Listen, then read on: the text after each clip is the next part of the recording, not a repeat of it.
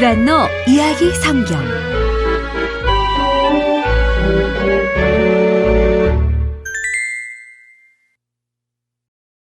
86. 고향으로 돌아가는 이스라엘 민족. 바빌로니아의 왕 느부갓네살 왕이 이스라엘 사람들을 자기 나라로 데리고 갔어. 그 후 느부갓네살 왕이 세상을 떠나고 또 세월이 많이 흘러 바빌로니아 나라가 망했단다. 새로운 나라 페르시아가 나타났고 페르시아는 고레스 왕이 다스리고 있었어.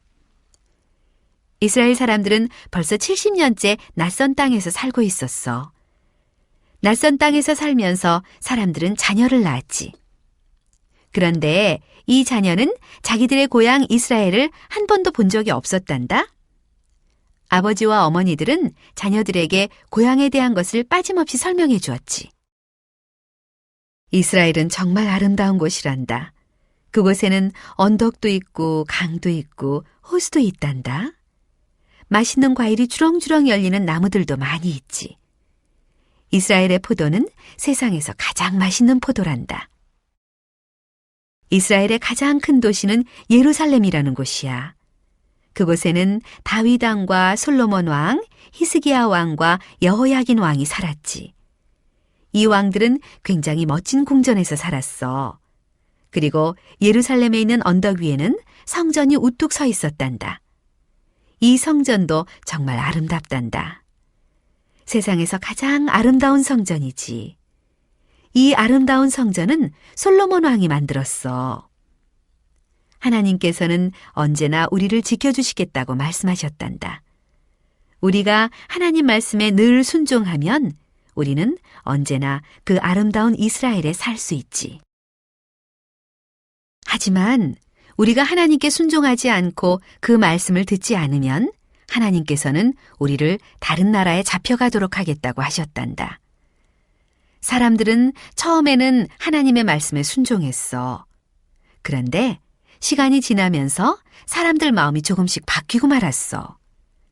사람들은 우상 앞에 절을 하고 우상을 섬기면서 하나님을 잊어버렸지. 그때 바빌로니아의 왕이 쳐들어왔단다. 바빌로니아의 왕은 우리 모두를 이 땅으로 잡아왔지. 그리고 아름다운 예루살렘 성을 완전히 부숴버렸어. 집과 궁전을 불태우고 아름다운 성전도 모두 불태워버렸단다. 아버지와 어머니들은 아름다운 고향 이스라엘과 고향에 있던 아름다운 성전에 대한 이야기를 할 때면 언제나 눈물을 흘리셨단다. 그리고 부모님들은 이 말을 꼭 덧붙였어. 그렇지만 하나님께서는 우리가 언젠가는 고향 이스라엘로 다시 돌아가게 될 것이라고 말씀하셨단다. 우리는 곧 고향으로 돌아갈 수 있을 거야. 부모님들의 그 말은 정말 사실이 되었단다. 어느 날 고레스 왕이 이렇게 말했거든. 모든 이스라엘 사람들은 자기 나라로 돌아가도 좋다. 자기들이 믿는 하나님을 위해 성전을 다시 세우도록 해라.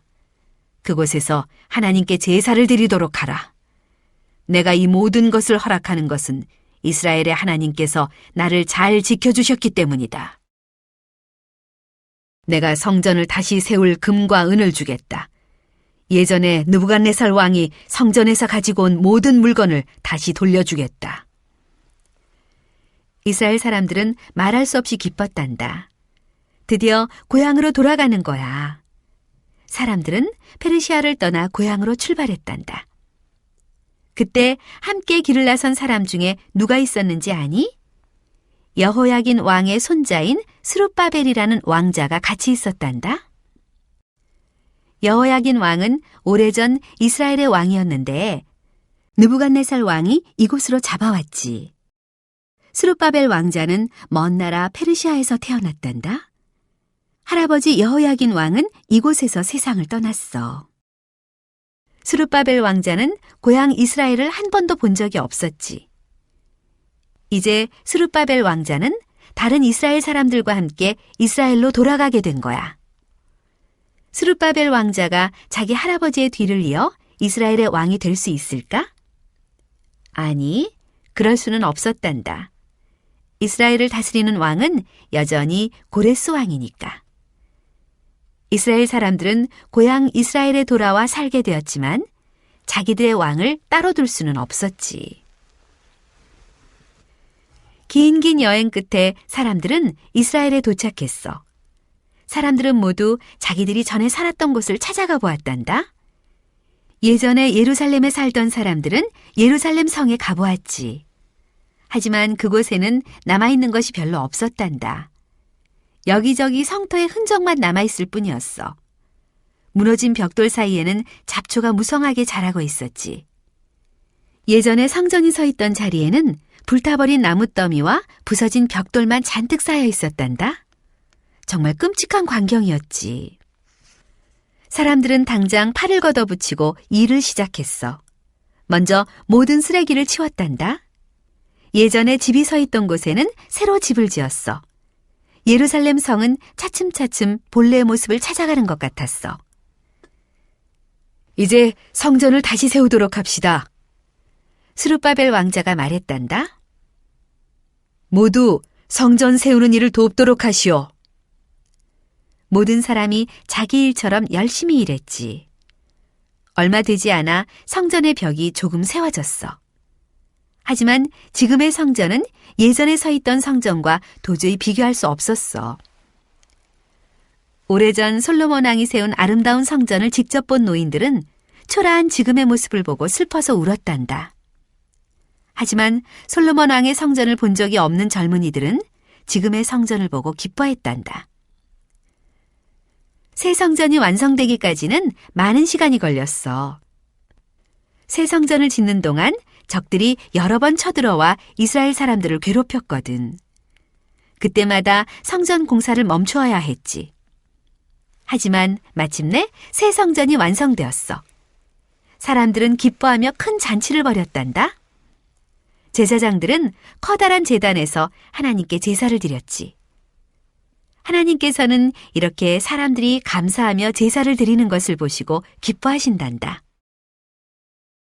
이스라엘 사람들이 그 후로는 잘못된 일을 절대로 안 하며 살았을까?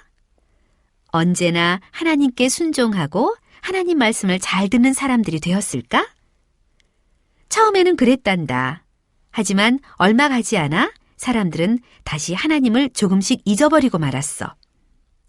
바로 그때 정말 다행스럽게도 하나님을 아주 많이 사랑하는 제사장이 예루살렘에 나타났단다. 그 제사장의 이름은 에스라였지. 에스라는 오래전 하나님께서 모세에게 하신 말씀을 하나도 빠뜨리지 않고 정확하게 알고 있었어. 모세가 기록한 책의 내용을 잘 알고 있었지. 그리고 다윗 왕과 솔로몬 왕이 기록한 책 내용도 잘 알고 있었지. 에스라는 아주 총명한 사람이었단다. 에스라가 사람들에게 말했어. 이제 다시는 하나님께 불순종해서는 안 됩니다. 하나님의 말씀에 순종해 그대로 지켜야 합니다. 만약 하나님께 순종하지 않으면 다시 어려운 일이 생길 것입니다. 사람들은 에스라의 말을 듣고 다시는 잘못된 일을 하지 않도록 노력했어. 사람들은 하나님을 사랑했고 하나님께서 슬퍼하시는 일을 하지 않았단다. 사람들은 모두 하나님께 순종하려고 정말 온 힘을 다해 노력했단다. 두란노 이야기 성경